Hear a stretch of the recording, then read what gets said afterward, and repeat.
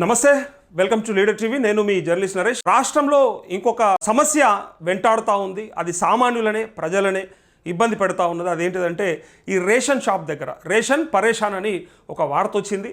అసలు ration shop దగ్గర ఈ పరేషాన్ అంతా ఎందుకు మొదలైంది, దీనికి కారణం ఎవరు, ప్రభుత్వాలు మరి ఇట్లాంటి నిర్ణయం ఎందుకు తీసుకున్నాయి అనేది ఒక్కసారి చూసే ప్రయత్నం చేద్దాం. ఒక వార్త ఉంది ఇక్కడ, ఇగో స్వేచ్ఛ పత్రికలు వచ్చింది.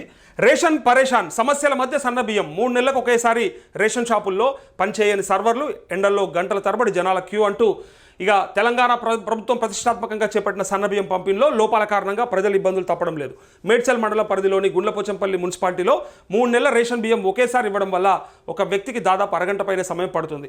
బియ్యం కోసం గంటల తరబడి లైన్లో నిలబడలేక జనాలు తమ చెప్పులు సంచులు పెట్టి ఎండలో రోజంతా పడిగాపులు కాస్తున్నారు. దానికి తోడు బయోమెట్రిక్ మిషన్లో సాంకేతిక సమస్యలు తలెత్తి సర్వర్లు సరిగా పనిచేయకపోవడం వల్ల బియ్యం పంపిణీ మరింత జాప్యం జరుగుతుందని ప్రజలు అసహనం వ్యక్తం చేస్తూ ఉన్నారు. అయితే ఇదేంటని రేషన్ షాప్ డీలర్ ప్రశ్నిస్తే దురుసుగా వారు ప్రవర్తిస్తున్నారని ప్రజలు వాపోయారంటూ ఇప్పటికైనా ప్రజాప్రతినిధులు, అధికారులు స్పందించి వెంటనే టెంట్, తాగునీటి సౌకర్యాలు ఏర్పాటు చేయాలని, సాంకేతిక ఇబ్బందులు సత్వరమే పరిష్కరించేందుకు చర్యలు చేపట్టాలని ప్రజలు కోరుతున్నారంటూ ఇక్కడ ప్రజాప్రభుత్వంలో ఇవేం తిప్పలు, ప్రజాప్రభుత్వం అని గొప్పలు చెప్పుకుంటున్న కాంగ్రెస్ ప్రజా సమస్యలను పరిష్కరించడంలో మాత్రం విఫలమైంది. ఇకనైనా రెవెన్యూ అధికారులు సాంకేతిక సమస్యలు పరిష్కరించి బియ్యం పంపిణీలో ఇబ్బందులు తీర్చాలని చెప్పి తను అంటా ఉన్నారు. అయితే రేషన్ పరేషాన్ ఏంటంటే యాక్చువల్గా వర్షాకాలం అని చెప్పేసి కేంద్ర ప్రభుత్వం ఏం చేసిందంటే ఈ వచ్చే 3 నెలల కాలానికి సంబంధించిన రేషన్ సింగిల్ టైంలో ఇచ్చేద్దాం, 3 నెలలకు సంబంధించిన ఆ కుటుంబానికి అంటే రేషన్ ఎంతైతే వస్తుందో నెలకి అది మొత్తం 3 నెలలు సింగిల్గా ఒకే టైంలో ఇచ్చేద్దాం, ఒకే స్లాట్లా అని చెప్పి డిసైడ్ అయింది.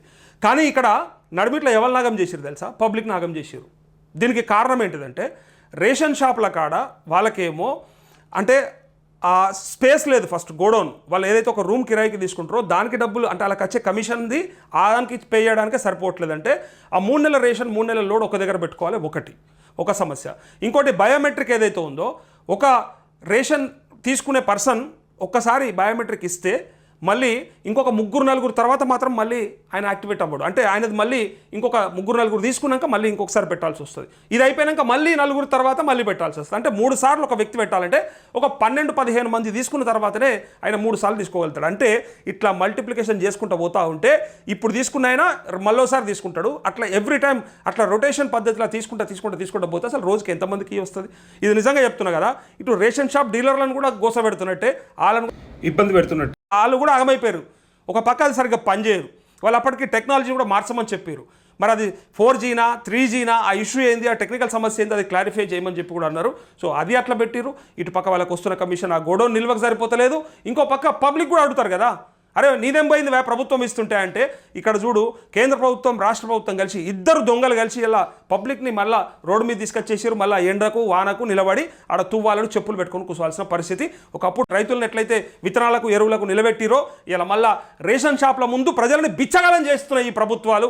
సో దీని గురించి మాత్రం ఆలోచించాలి. మరి మీ ఇచ్చే ఉద్దేశం మంచిదైతే దానికి తగ్గట్టుగా మీరు ఎందుకు ఫెసిలిటీస్ ఎందుకు అరేంజ్ చేయలేకపోయినారు అనేది ఇక్కడ వస్తున్నటువంటి ప్రశ్న.